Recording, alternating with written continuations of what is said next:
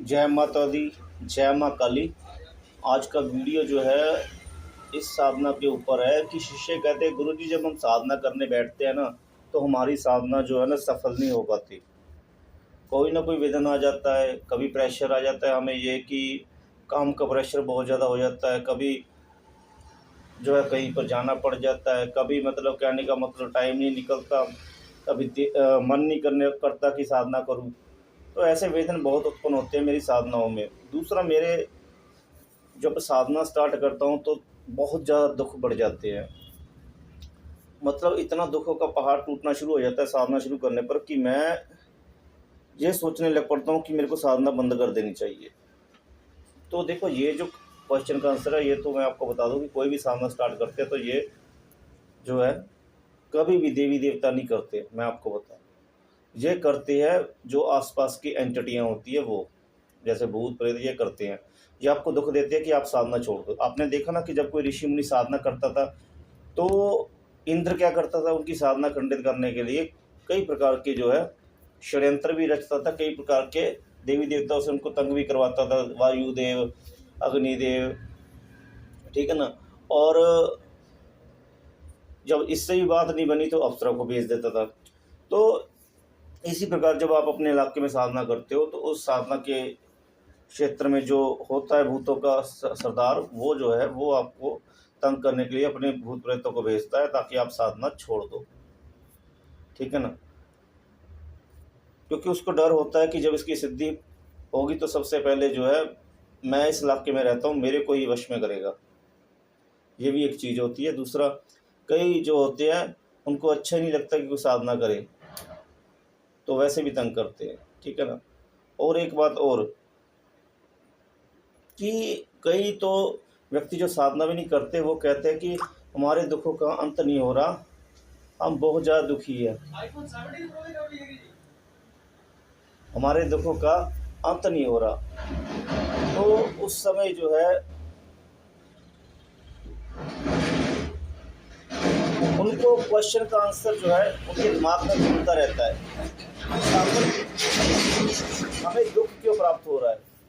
देखिए, दुख हमारे बहुत से कर्म होते हैं जिनके कारण हमको प्राप्त होते हैं, ठीक है ना। पिछले जन्म के पाप, इस जन्म में जो हम पाप कर रहे हैं, दूसरे से ईर्ष्या द्वेष, किसी की पत्नी के ऊपर जो है कुदृष्टि रखनी, ठीक है ना, और हेरा फेरी भी करनी, ऐसे बहुत से पाप होते हैं जो हम पता होता है हमें कि हम कर रहे हैं फिर भी हम ध्यान नहीं दे रहे, ठीक है ना। तो सभी इन सभी दुखों का अंत एक ही है कि आपके दुखों का भी अंत हो और आप जो कार्य करने जा रहे हो उस कार्य में कोई विघ्न ही ना पड़े, और जो कार्य कर रहे हो वो सफल हो जाए, वो सिद्ध हो जाए। तो इसी के ऊपर ये साधना है। जो ये मैं पाठ बता रहा हूँ ना, अगर आप इसको रोज नहीं कर सकते तो बुधवार वाले दिन व्रत रख के भी गणेश जी का कर सकते हैं। 108 माला, 108 माला नहीं, सॉरी, 108 बार पाठ कर दो बस। मतलब एक माला कर दो, 108 मन की एक माला होती है, एक माला कर दो। गणेश जी की विधिवत पूजा कीजिए तो आपके घर में रिद्धि सिद्धि का वास होगा। रिद्धि सिद्धि का वास जिसके घर में होना शुरू हो जाता है उसको सिद्धि तो वैसे ही प्राप्त हो जाएगी। जब रिद्धि सिद्धि आ गई तो सिद्धि तो प्राप्त होगी ही होगी, उसको उसको कोई रोक नहीं सकता, ठीक है ना। दूसरी बात, इस साधना को अगर आप रोज करना चाहते हो तो रोज नहीं हो पाएगी आपसे ये। हाँ, आप 8 दिन तक कर सकते हो इसको लगातार कंटिन्यू, ठीक है ना। बुधवार से लेकर अगले बुधवार तक आप 108 बार पाठ, एक माला, ठीक है ना। अगले बुधवार से शुरू करके अगले बुधवार तक कर लो, उसके बाद फिर एक बार पाठ करो, तब भी आपको बहुत फल प्राप्त होना शुरू हो जाएगा। हाँ, अगर कोई 41 दिन तक कर सकता है तो समझ लो फिर तो बहुत ही बढ़िया है। और 41 दिन तक जब आप पाठ करोगे तो बहुत ज़्यादा दिक्कतें खड़ी हो जाती है, क्योंकि एंटिटियाँ बहुत ज़्यादा तंग करना शुरू कर देती हैं। क्योंकि सुरक्षा कवच सिद्ध नहीं किया होता तो एंटिटियाँ बहुत ज़्यादा सक्रिय हो जाती है और आपकी लाइफ को झंझोर के रख देती है, मतलब हिला देती है आपकी लाइफ को, ठीक है ना। तो मैं यही कहूँगा कि या तो आप जो है एक दिन का प्रयोग कीजिए बुधवार वाले दिन व्रत रख के, तो उसमें भी आपको बहुत ज़्यादा उत्तम फल प्राप्त होगा। और अगर नहीं कर सकते व्रत रख के तो बुधवार से लेकर बुधवार तक 8 दिन का प्रयोग कर दीजिए और उसके बाद एक एक पाठ कीजिए, आपको फल प्राप्त होगा। हाँ, अपना अनुष्ठान किस लिए कर ले हैं वो संकल्प जरूर बोलें, ठीक है ना। मंत्र मैं आपको बता देता हूँ, मंत्र सुन लीजिए। ओम नमो विधन राजाय सर्व सौख्य प्रदायिने दुष्टारिष्ट विनाशाय प्राय परमात्मने लंबोदर महावीर्य नाग यज्ञोपशोभित में अर्धचंद्र धर देव विघ्न विनाशन में ओम ह्रां ह्रीं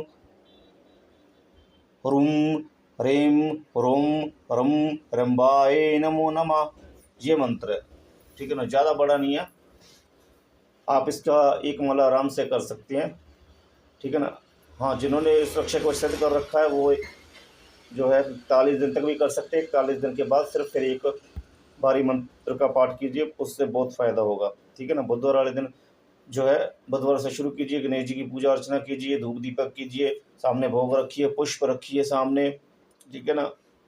और उसके बाद गणेश जी का यंत्र रखिए, यंत्र के सामने पाठ कीजिए, ठीक है ना। उसके बाद यंत्र जो है चैतन्य जागृत हो जाता है, उसके बाद यंत्र आपको बहुत ज़्यादा फायदा देगा, ठीक है ना। जिससे अपने गुरु की देख रेख में करनी है वो कर सकते हैं, आपको मंत्र बता दिया है। बाकी जिसे व्हाट्सएप से जुड़कर साधना करनी है वो कीजिए, ठीक है ना। जितना मैं आपकी हेल्प कर सकता हूँ मैं करूँगा, बस व्हाट्सएप पर कॉल मत कीजिएगा, टाइम पास मत कीजिएगा, ठीक है। सीरियस है तो ठीक है, तो मैं आपकी हेल्प ज़रूर करूँगा, ठीक है ना। बाकी वीडियो देखा कीजिए, लाइक किया कीजिए, ठीक है ना। जय माता दी, जय माँ काल।